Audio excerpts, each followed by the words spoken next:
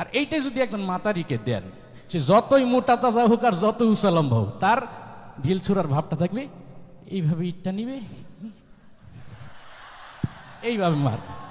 এর চেয়ে বেশি শক্তি তার গায়ে নাই, ঠিক কি না?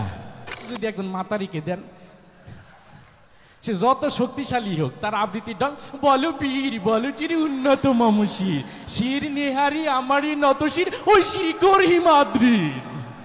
এর চেয়ে বেশি শক্তি তাদের গায়ে নাই, ঠিকই না বলেন? সবাইকে অগ্রিম ঈদ মোবারক।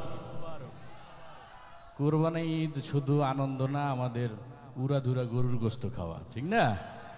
আমরা এদিক দিয়ে গরুর গোস্ত খাবো মজা মাইরে, ওদিক দিয়ে পাশের দেশটা আর এক দল জ্বলবে আর পড়বে। আমরা খাই আইডে গরুর গোস্ত, ওরা খাই আমাদের গোমাতাকে খেয়ে ফেললো মাইরি। মানে গাবি কয়টা জব হয়, সবই তোর ষাঁড় আর বলদি জব হয়, তাই না? ওরা এদিক দিয়ে মা মা কইয়ে চিল্লায়। এবার এই গরু বন্ধ করে দিয়েছিল, উল্টা দেখি ওরাই লসে পেটে গেছে, আবার হা হুতাশ করতে আছে। যাই হোক, ঈদ মানে আনন্দ। আমাদের আনন্দ দিয়ে যদি কেউ জ্বলে, আমাকে আনন্দ আরো বেশি বাইরে যাবে ইনশাআল্লাহ। আমি মানসিকভাবে প্রস্তুত না, আমার মাইয়া অসুস্থ, হাসপাতালে ভর্তি, সেই কারণেই আসা আর কি। তাই কলরবের ভক্ত হিসেবে আজকে আমি শ্রোতা হিসেবে এখানে উপস্থিত হয়েছি। তো যেহেতু হঠাৎ করে নাম ঘোষণা করছে, তো আমি ছোট্ট একটু হাজিরা দিই আপনাদের সামনে। সেটা হলো, আমাদের এই সুস্থ সংস্কৃতি নিয়ে আমাদের এক ভাই একটা কালচারাল আন্দোলন শুরু করছিলেন, তাকে ওই আধিপত্যবাদীরা হত্যা করে বলছে তিনি আমাদের শরীফ ওসমান হাদি ভাই, ঠিক কিনা? তার আন্দোলন ছিল কিন্তু এই সুস্থ সংস্কৃতি বাংলাদেশে প্রতিষ্ঠিত হোক, এই একটা স্বপ্ন ছিল তার, ঠিক না? তো আধিপত্যবাদীরা বোঝা গেল এরা রাজনৈতিক নেতাদেরকেও ভয় পায় না, এরা সুস্থ সংস্কৃতি যারা চর্চা করতে চায় তাদেরকে ভয় পায়।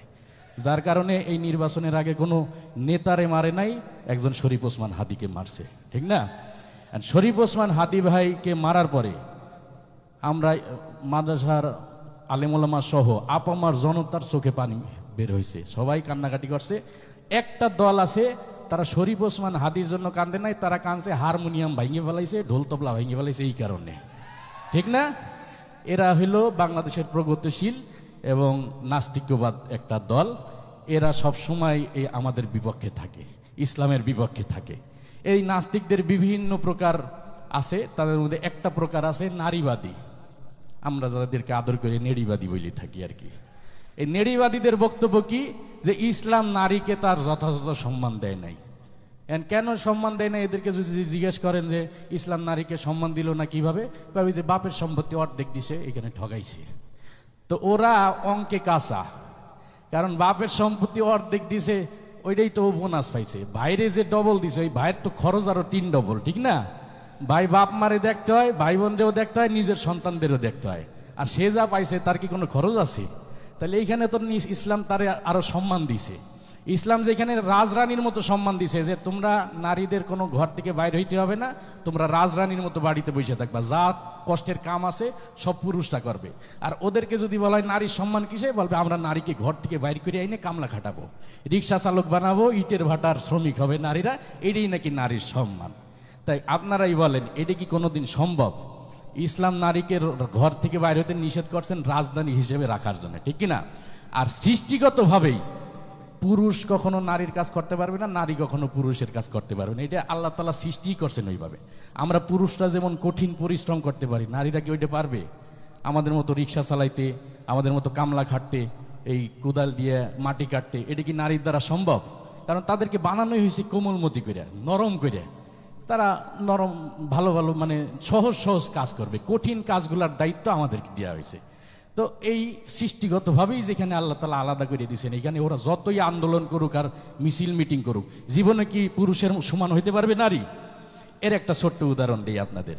মনে করেন এই যে এখন আমের সময় আইছে, আম গাছে ঢিল ছিঁড়ে আমরা আম খাই, এটা আমাদের একটা আনন্দ। এই দায়িত্বটা যদি পুরুষকে দেওয়া হয়, একটা পুরুষ পুরুষ ভাব থাকে। একটা ছোট্ট গেদুকেও যদি দেন যে তুমি একটু আম গাছে ঢিল ছোড়ো, তো সে যদি পুরুষ হয়, তার ঢিল ছোড়ার ভাবটা একটা পুরুষ পুরুষ ভাব থাকবে, সেইভাবে একটা ঢিল নিবে, নিয়ে দ্রুম করে মারিয়ে দিবে। আর এইটাই যদি একজন মাতারিকে দেন, সে যতই মোটা তাজা হোক আর যত উসালম্ব হোক, তার ঢিল ছোড়ার ভাবটা থাকবে, এইভাবে ইটটা নিবে, এইভাবে মার। এর চেয়ে বেশি শক্তি তার গায়ে নাই, ঠিক না? আবার দেখেন, পুরুষ আর নারী যে আলাদা, তার একটা উদাহরণ। আমাদের জাতীয় কবি কাজী নজরুল ইসলাম তিনি একটা কবিতা লিখছেন, বিদ্রোহী কবিতা। এই বিদ্রোহী কবিতাটা কিন্তু পুরুষের সাথে যায়, ঠিক না? কারণ এর মধ্যে একটা বিদ্রোহ ভাব থাকবে, আর বিদ্রোহ জিনিসটাই পুরুষের কাজ। নারীরা কোমলমতি, তারা সহজ সহজ হয়। এই বিদ্রোহী কবিতার হক আদায় করে যদি আবৃত্তি করতে দিতে হয়, তাহলে ইলিয়াস হাসান ভাইরি দিতে হবে, ইয়াসিন হায়দার ভাইরি দিতে হবে, ঠিক কিনা? তাদেরকে দিলে বিদ্রোহী কবিতাটা তারা পুরুষের মতো একদম বিদ্রোহর হক আদায় করে আবৃত্তি করবে। বলো বীর বলো চির উন্নত মম শির, শির নিহারি আমারই নত শির, ওই শিখর হিমাদ্রির। বলো মহাবিশ্বের মহাকাশ ফাড়ি, চন্দ্র সূর্য গ্রহ তারা ছাড়ি, ভুলোক দুলোক গোলক ভেদিয়া, খোদার আসন আরশ ছেদিয়া, উঠিয়াছি চির বিস্ময় আমি বিশ্ববিধাত্রীর। এটাই তো বিদ্রোহী কবিতার আবৃত্তি। এটাই যদি একজন মাতারিকে দেন, সে যত শক্তিশালী হোক, তার আবৃত্তিটা বলো বীর বলো চির উন্নত মম শির, শির নেহারি আমারই নত শির, ওই শিখর হিমাদ্রির। এর সে বেশি শক্তি তাদের গায়ে নাই, ঠিকই না বলেন? আর একটা ছোট্ট উদাহরণ দিয়ে আমি শেষ করতে আছি। সেটা হলো, আমাদের পুরুষদের একটা গুণ আছে, আমরা চুপ থাকতে পারি, ঠিক না? তারা কিন্তু 1 মিনিট চুপ থাকতে পারে না। উদাহরণস্বরূপ মনে করেন আমি ফরিদপুর থেকে আসছি, আমরা যদি বাসের ভিতর 2 জন অপরিচিত পুরুষ থাকি, আমরা যদি চেষ্টা করি যে আমরা কেউ কারোর সাথে কথা বলবো না, আমরা চুপচাপ ঢাকা পর্যন্ত যাবো, এটা কিন্তু আমরা পুরুষরা পারবো, ঠিক না?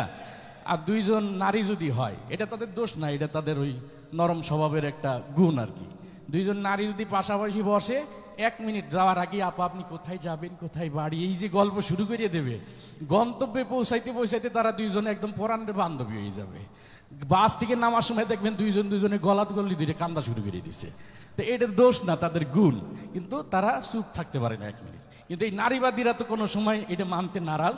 তো তারা একবার আন্দোলন করতে আসে নারী দিবসে, এরকম একটা মঞ্চে যে বক্তব্য দিচ্ছে সেও নারী, অডিয়েন্সে যারা আছে তারাও নারী। সেখানে ওই নারীর বক্তব্যটা ছিল এরকম যে আজকাল পুরুষরা আমাদের অনেক কথাই বলে, তারা বলে আমরা নাকি কিচ্ছু করতে পারি না।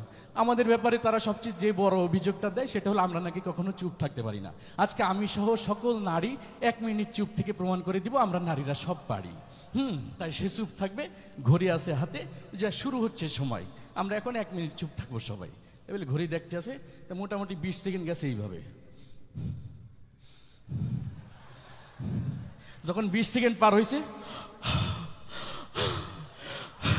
যখন 40 সেকেন্ড পার হয়েছে, যখন 50 সেকেন্ড হয়েছে, আল্লাহ আর মাত্র 10 সেকেন্ড বাকি।